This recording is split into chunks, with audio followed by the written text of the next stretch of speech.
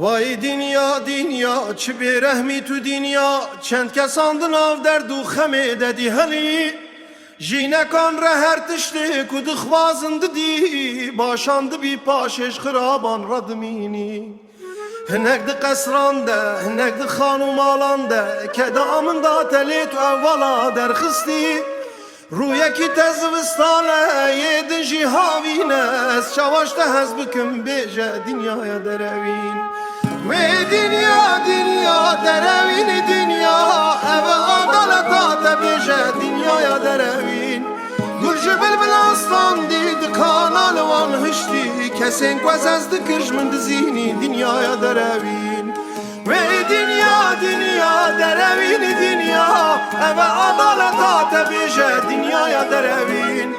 Gülcü bilbil aslan did kanalvan hışti kesin kwezez dikirj min dizini dünyaya derevin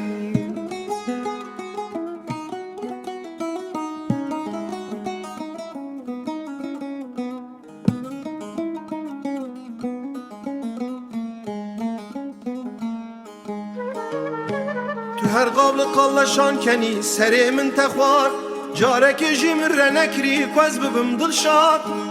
Dünyaya derevîn eş te hez nakim ah hez nakim gul çû dikana ma tu dîsa dünyaya derevîn Kevîne min xewnên min belav û perçebûn ma tu qet wijdan nînî an jî dilê teşkevire Ez çawaş te hez bikim ey dünyaya derevîn Ez çawaş te hez bikim bêje dünyaya derevîn Ve dünya dünya derevîn dünya eve adaleta te bêje dünyaya derevîn Gülcü bilbil aslan dîd kanalvan hiştî kesên kwezez dikirj min dizînî dünyaya derevîn Ve dünya dünya derevîn dünya eve adaleta te bêje dünyaya derevîn Gülcü bilbil aslan dîd kanalvan hiştî kesên kwezez dikirj min dizînî dünyaya derevîn Ve dünya dünya dünyaya derevîn Kesên kwezez dicîrike himistan de gulca dikana ma Vay dünya ez çawaş te hez bikim bêja dünyaya derevîn